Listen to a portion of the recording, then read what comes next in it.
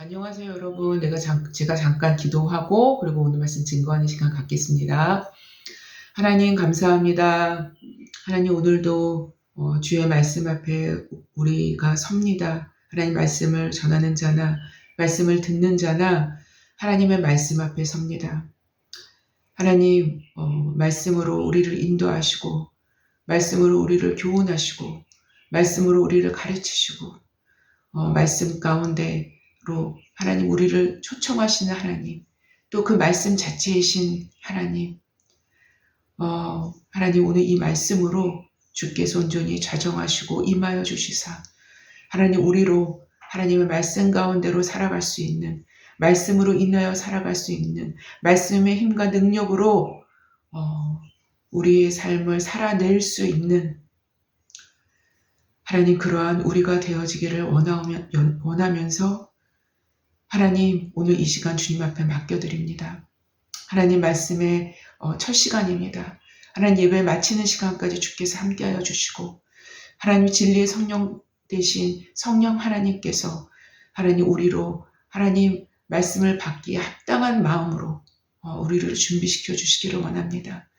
하나님 우리 자신의 생각과 우리 자신의 판단들을 모두 내려놓고 하나님의 말씀으로 우리를 다시 한번 변화시켜 주시고 다시 한번 새롭게 하여 주시고 다시 한번 하나님 아버지 다듬어 주시고 하나님 깎여서 버릴 수 있는 것들은 버릴 수 있는 하나님 그러한 시간들이 될 수 있도록 새롭게 우리를 말씀으로 위로해야 될 부분들을 위로받을 수 있도록 하나님 그러한 모든 작업들이 하나님 말씀 가운데 이루어질 수 있도록 주님 역사하여 주시기를 원합니다. 주님 오늘도 방해가 있을 것이오나 무용지물이 되게 하여 주시오며 하나님 지금까지 주님께서 그래 오셨던 것처럼 하나님 그렇게 되기를 참으로 원합니다.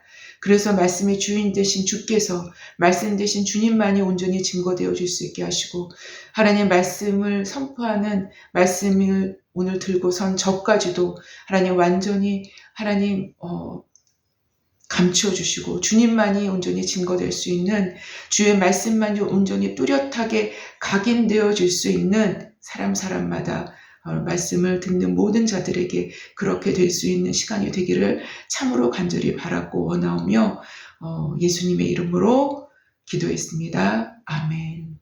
감사합니다. 네, 여러분 오늘도 제가 로마서 말씀을 들고 섰습니다. 오늘부터는 로마서 11장으로 들어가죠. 그렇죠? 예. 11장까지가 바로 교리편입니다. 예. 그리고 11장이 끝나고 난 다음에 12장부터는 이제 실천편, 생활편으로 들어가게 될 것입니다. 예. 그래서 로마서 본론 그래서 네 번째 시간을 계속 갖고 있고요. 네 번째 시간은 로마서 본론 네 번째 시간이 바로 이스라엘에 대한 문제였죠. 네, 그래서 이스라엘의 구원과 하나님의 절대 주권에서 하나님의 경륜 안에 있는 이스라엘의 소망이라는 제목을 붙였어요. 소제목으로. 네, 그래서 하나님의 경륜 안에 있는 이스라엘의 소망이라는 제목으로 오늘 첫 번째 시간을 가질 것입니다. 네, 그리고 말씀의 본문은 로마서 11장 1절 본문으로 오늘 본문을 잡았습니다. 네, 그래서 제가 한번 본문을 읽어보겠습니다.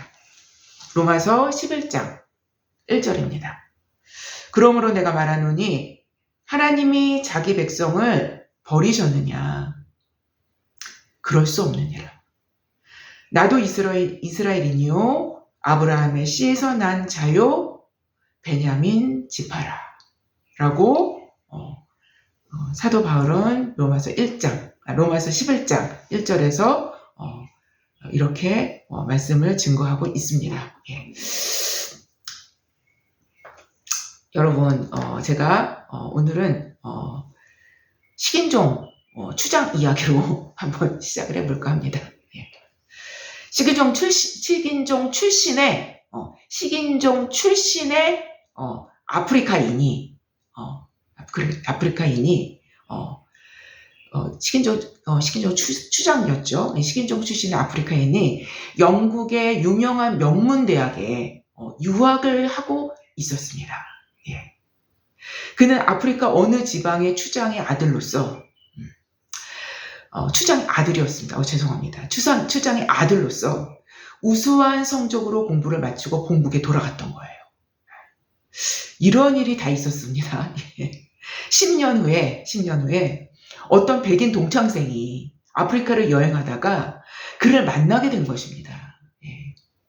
영국에서 유학까지 마친 그는 아버지의 뒤를 이어 동족들로부터 존경을 받는 이 또한 훌륭한 추장이 되었습니다. 죄송합니다, 여러분. 제가 왔다 갔다 해서 동족들로부터 존경을 받는 훌륭한 추장이 되었던 거예요.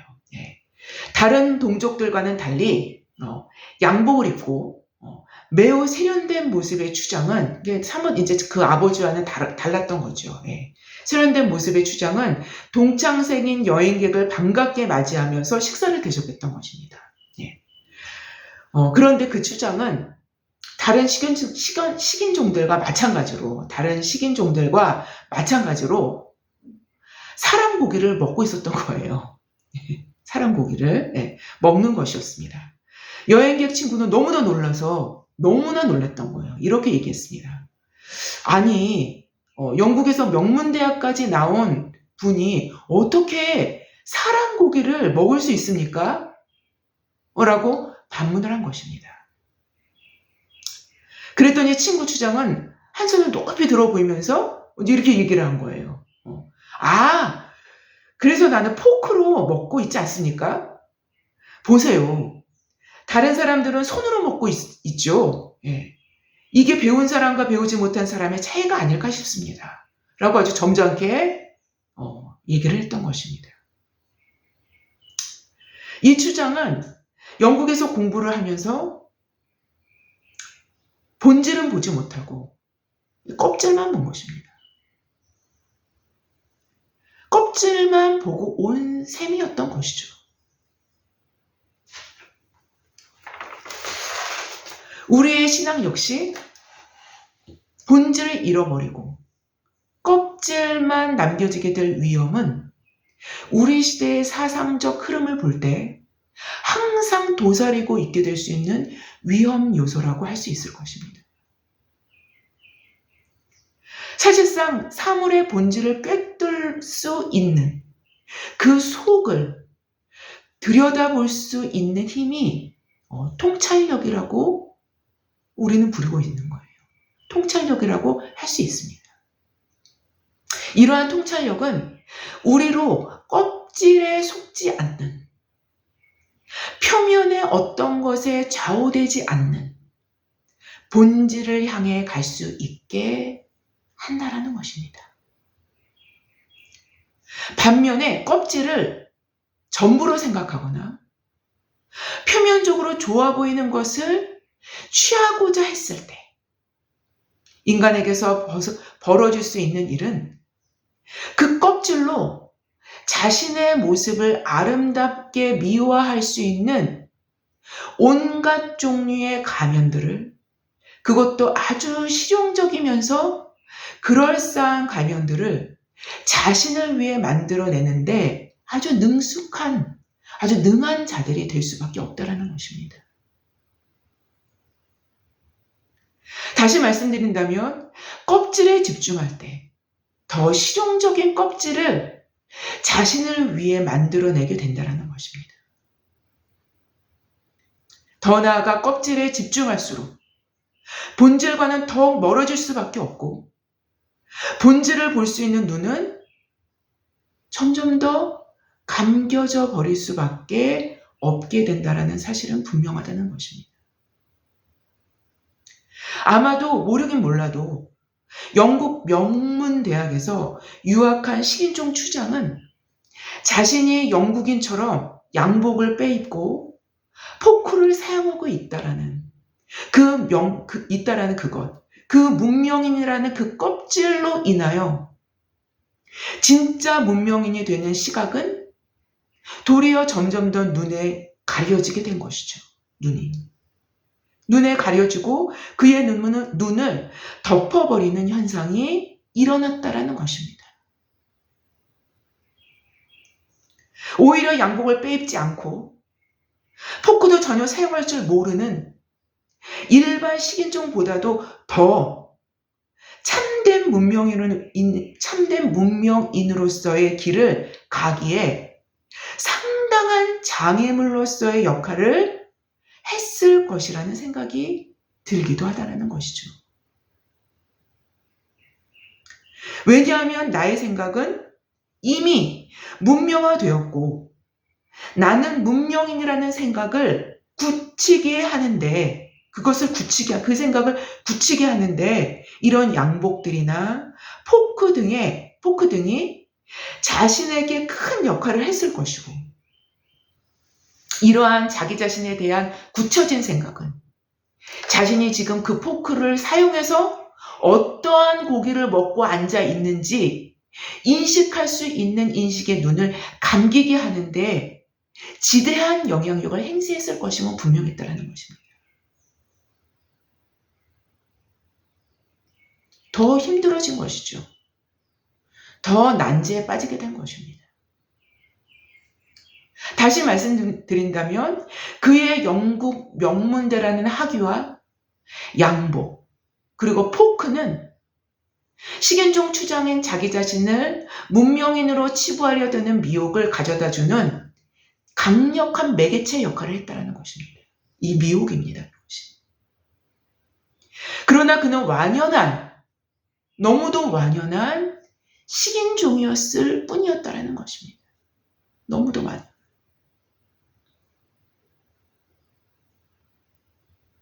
여러분, 제가 지금까지 설명드린 이 식인종 추장의 이야기는 사실상 우리 시대를 초월해서 우리의 시대적 상황을 초월해서 우리 인간 문명 전체를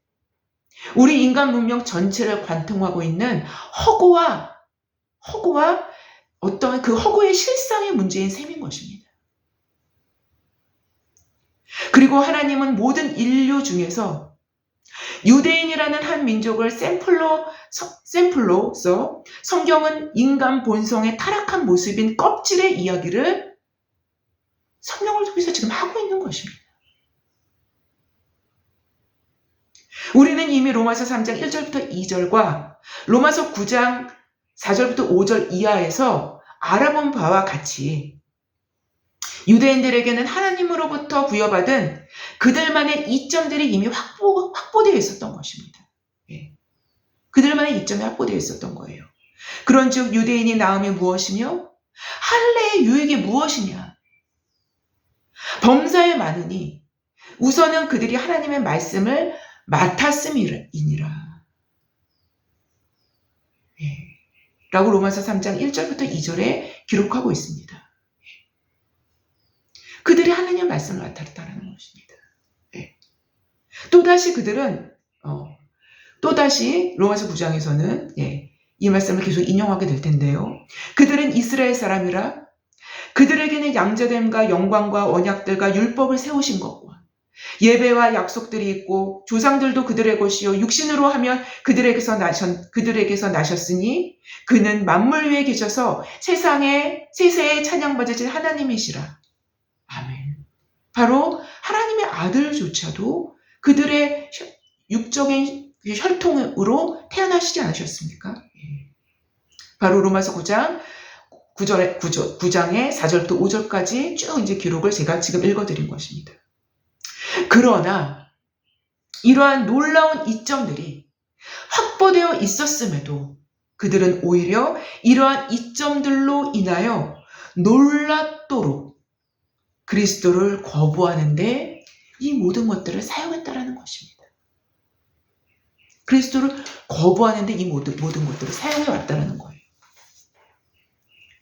바로 이러한 치명적인 실수의 가장 중앙에는 본질을 상실한 채 껍질만 남겨진 외식적이고 외형적인 종교성이 있었던 것입니다.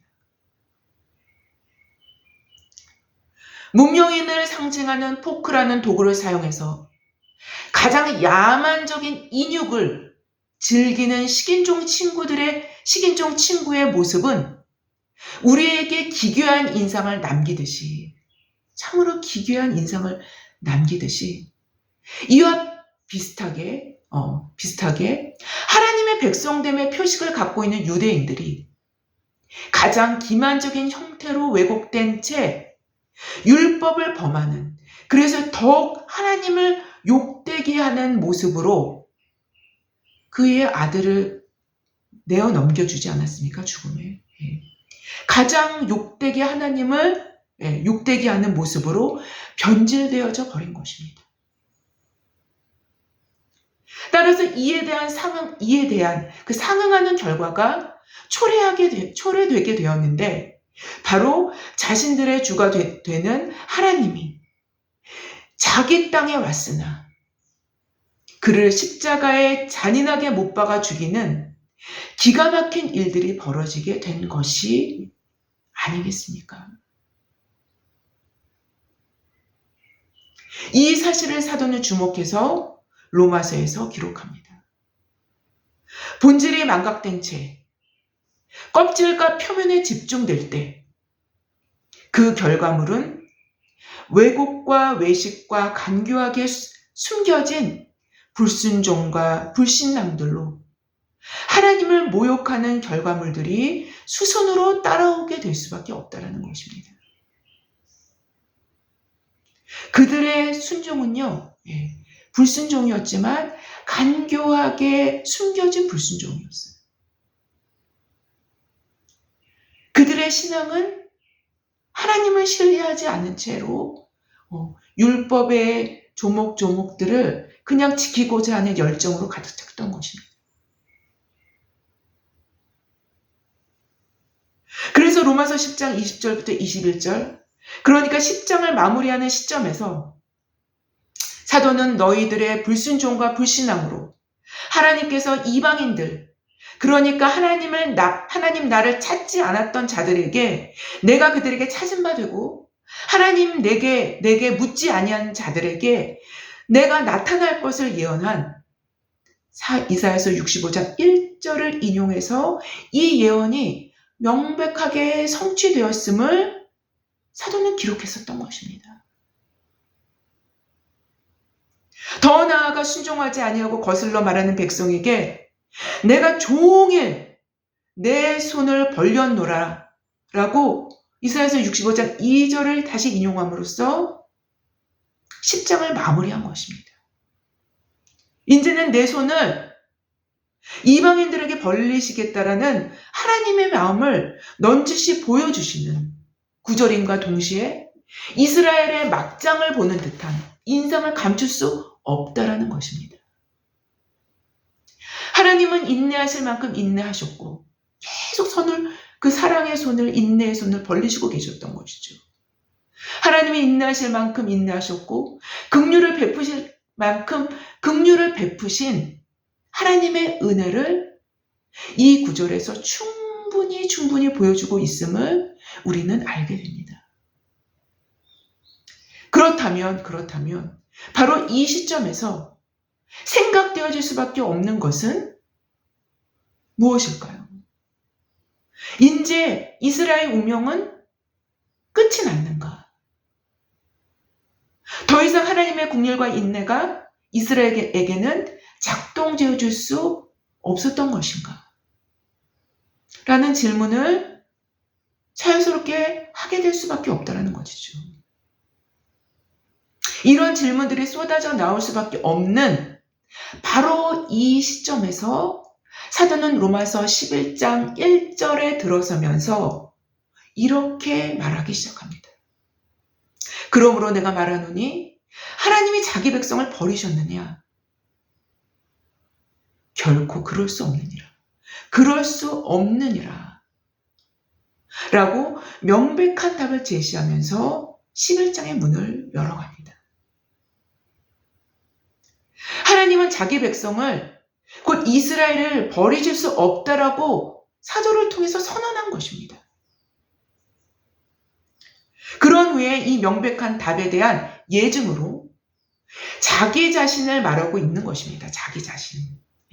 누구도 아닌 사도 그 자신을 얘기하고 있는 거예요. 그 예증으로. 자기 백성을 버리실 수 없다는 명백한 답에 대한 예증으로 왜 사도 자신을 거론하고 있는 것입니까? 오늘 본문이 이렇게 기록합니다. 그러므로 내가 말하노니 하나님이 자기 백성을 버리셨느냐? 그럴 수 없느니라. 나도 이스라엘이니요 아브라함의 씨에서 난 자요 베냐민 지파라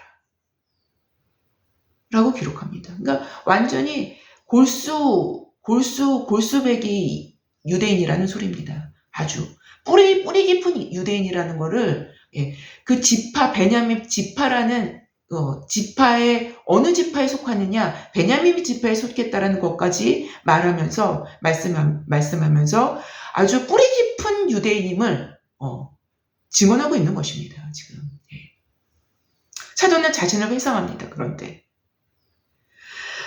자신도 이 문장에서 그 1절 하반부에서 자기 자신에 대해서 얘기하는 거는 곧 이것을 얘기하는 거예요. 사도는 자기 자신을 회상하는 것인데요. 자신도 지금 불순종과 불신앙으로 똘똘 뭉친 이스라엘과 똑같이 오히려 더하면 더했지 덜하지 않았던 그 자신을 회상하는 거예요. 하나님의 은혜로 그리스도를 믿고 사도의 직분까지 받은 자신의 모습을 기억할 때 이것이 명백한 예증이 될 것이라는 것입니다. 좀 더 설명한다면 갈라디아서 1장 13절부터 15절 말씀이 충분한 이에 대한 주석이 되리라고 생각이 되는데요. 이렇게 기록을 합니다.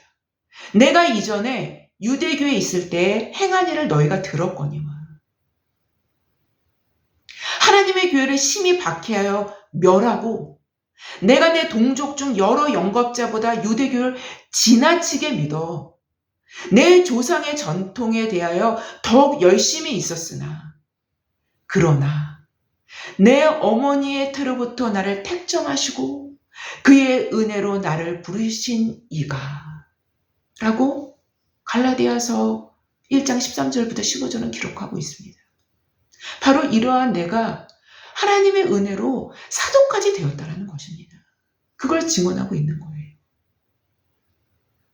바로 사도는 이러한 나도 하나님께서 버리시지 않으시고 오히려 지금 깨닫고 나니 버리시지 않으셨고 그래서 오히려 지금 깨닫고 나니 어머니의 태로부터 나를 택정하시고 사도의 직분까지 주신 그 하나님이시라면 바로 그러한 긍휼의 하나님이시라면 바로 그러한 은혜의 하나님이시라면 당연히 이스라엘도 버리지 않으실 것이라는 사실은 분명하다라는 것입니다. 그 누구도 아닌 내 자신의 삶이 이를 보여주는 신뢰가 된다라는 것입니다. 그래서 사도는 나도 이스라엘인이요 아브라함의 씨에서 난 자요 베냐민 지파라는 동질의 민족성을 강조하고 있었던 것입니다. 그러나 우리가 여기서 염두에 두어야 할 것은 사도가 지금까지 강조해 오고 있었던 중요한 주제인 하나님의 택하심, 곧 택하심을 따라되는 하나님의 뜻 안에서 이스라엘의 구원 문제 역시 보아야 할 것이라는 것입니다. 이스라엘에서 난 그들이 다 이스라엘이 아니요. 라는 이 매우 중요한 명제는 여전히 로마서 11장 1절인 오늘 본문에서도 정확하게 적용됩니다. 하나님께서는 이스라엘을 결코 버리시지 않으시지만 이스라엘에서 난 그들이 다 이스라엘이 아니라는 것이 아니라는 것도 사도의 주장인 것입니다. 그것이 하나님의 뜻이라는 것입니다. 오직 참 이스라엘은 택하심을 따라 되는 하나님의 뜻에 의하여 결정되어짐을 사도는 분명히 하는 것입니다. 바로 하나님의 절대 주권에 의해서 택정되어지는 이스라엘을 사도는 남은 자로 설명한 바 있었는데요. 바로 이 남은 자, 이스라엘의 남은 자에 대한 내용으로 이스라엘의 구원 문제를 쭉 풀어나갑니다. 11장에서도 역시. 이 내용이 오늘 본문인 로마서 11장 1절 이후에 연결되어서 설명되어지고요. 예.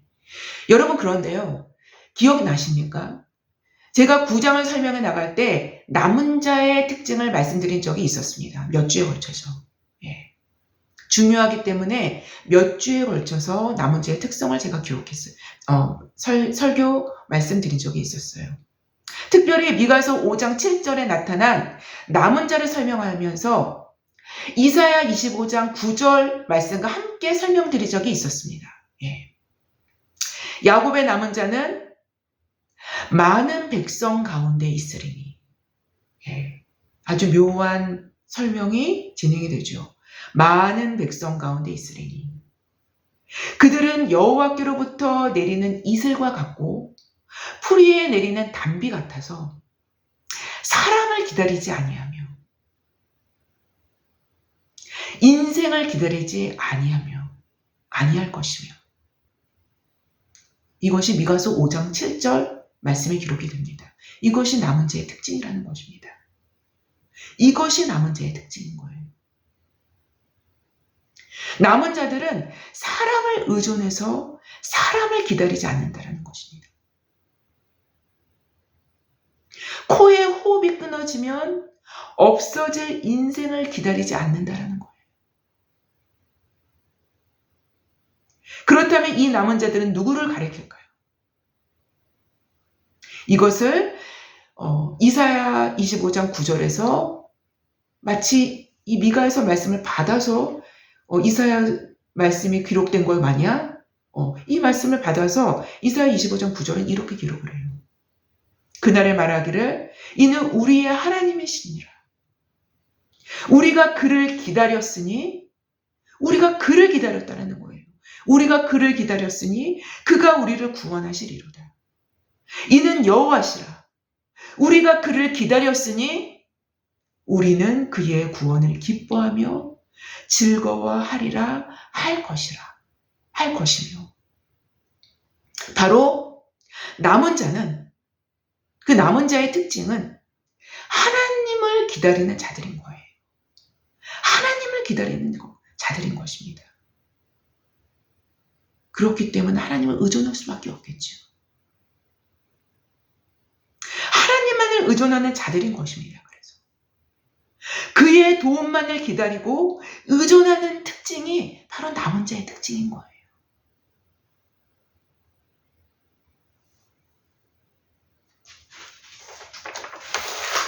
다시 말씀드린다면 껍질이 아닌 본질에 주목하는 자들인 거예요. 왜냐하면 하나님만이 모든 사물을 만들어낸 본질 그 자체이시기 때문인 것입니다. 우리는 본질의 중심에 존재하시는 하나님을 통해서 사물의 껍데기가 아닌 그 본질을 볼 수 있는 분명한 시각을 그제서야 갖게 되기 마련이기 때문인 거예요. 그래서 하나님께 주목하는 자들, 그 하나님을 기다리는 자들은 껍질과 표면의 미혹을 벗어날 수 있게 되기 때문인 것입니다.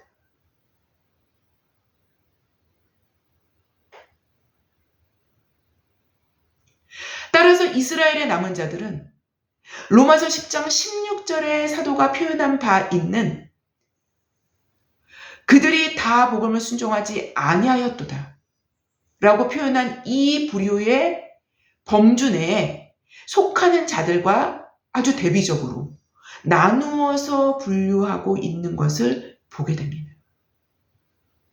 보게 돼요. 여러분, 만약 본질의 중심이신 하나님께서 당신의 빛을 우리에게 비추신다면 우리는 우리의 양복과 포크라는 껍질에서 벗어나 지금 우리가 사용하는 그 포크로 무엇을 집어먹고 있는지를 볼 수 있는 눈을 여신다라는 거예요.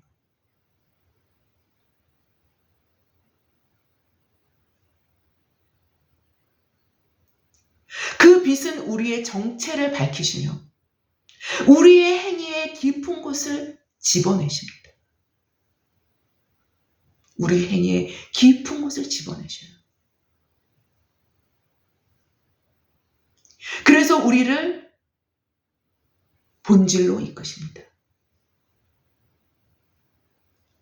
본질의 중심이신 하나님 자신께로 이끄신다는 거예요. 여러분, 우리를 하나님 자신께로 이끄실 때 정확히 우리 측에서는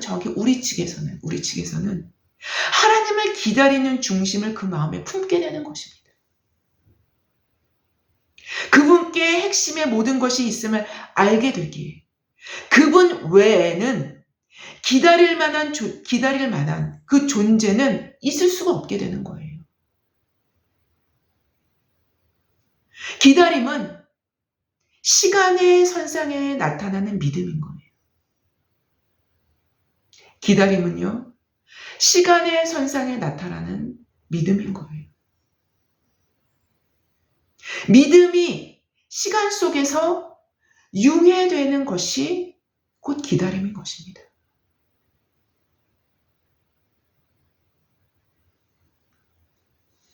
여러분, 오늘부터 로마서 11장이 시작되었는데요. 앞으로 보게 될 11장을 저는 매우 중요한 장이라고 생각하는 이유는 우리 시대의 그리스도교에게 매우 큰 교훈이 되는 측면들을 사도가 다루어 나가게 되기 때문인 거예요. 사도가 다루어 나가게 될 것입니다. 사도는 지금까지는 이방인의 사도로서, 그리고 또 다른 측면으로는 자신의 고륙 친척인 유대인들에게 대한 애끓는 안타까움과 애정어린 마음으로 그들의 불신앙과 불순종을 진단해 나갔다라면 11장에서는 역으로 11장 한 그 중반서부터 이제 이렇게 시작이 되는데요. 11장에서는 역으로 이스라엘의 소망과 함께 이방인들, 곧 예수 그리스도를 믿음으로 구원을 얻은 이방인들에 대한 이방인들에 대한 엄포라고 해야 할까요? 즉 이방인들의 교만을 경계함과 동시에 오만 방자했다가는 큰 코 다칠 것이라는 거에 대한 엄한 경고를 내립니다. 이게 로마서 11장입니다. 그래서 다시 말씀드린다면 지금까지는 로마서 9장 10장은 이스라엘의 과거랑 현재의 상태를 말씀드린 거예요. 하지만 11장 중반서부터는요, 이스라엘의 미래를 예언합니다. 이스라엘의 미래를 짚어나가면서 당연히 예언이 되는 거겠죠. 그렇죠? 그 부분이 바로 이스라엘의 미래에 대한 부분들을 예언되는 것이 11장입니다.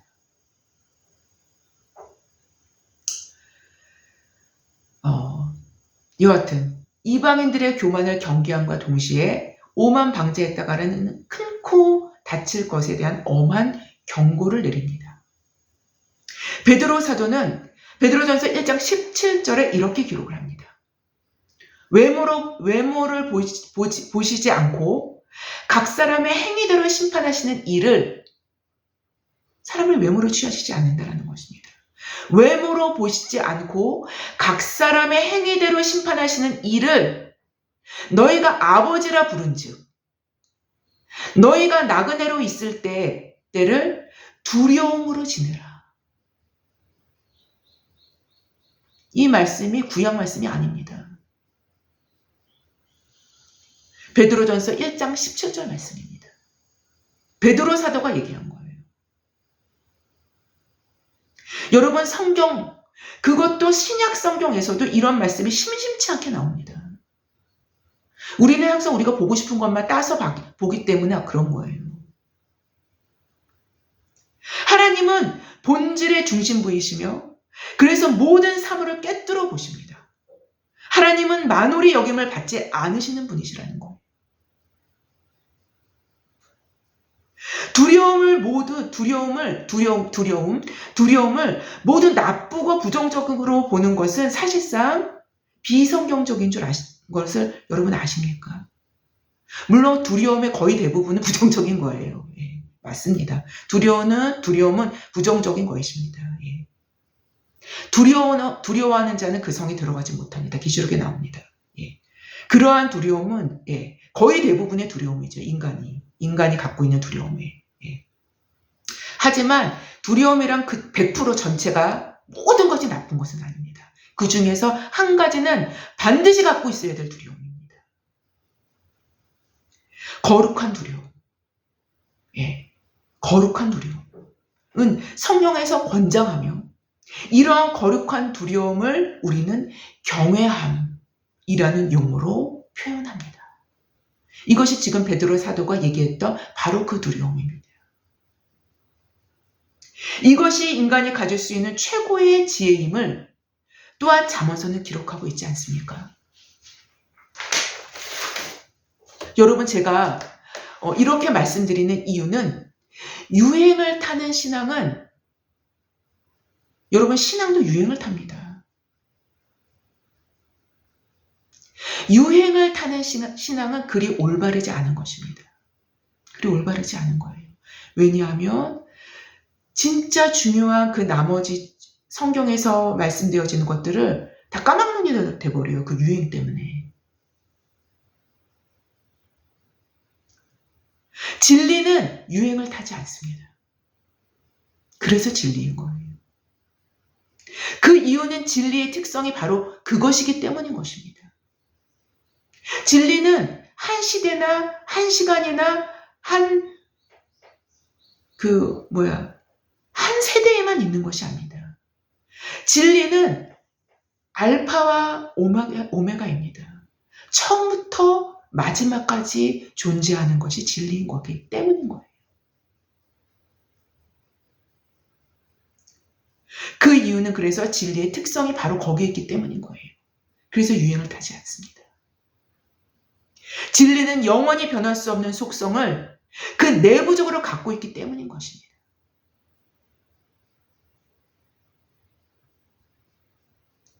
유행이 아닌, 시대의 정신도 아닌, 세대를 본받는 것도 아닌, 본질의 중심이신 하나님의 진리를 그 빛 가운데서 볼 수 있는 저와 여러분 모두가 되심으로 껍질과 표면에 미혹된 이 시대 가운데서 온전히 본질의 중심이신 하나님만을 기다리는 저와 여러분 모두가 되어지기를 주님의 이름으로 기도합니다. 제가 기도하고 마치겠습니다. 하나님, 감사합니다. 너무나 단순한 거였던 하나님을 기다리는 것이 그게 본질이었습니다.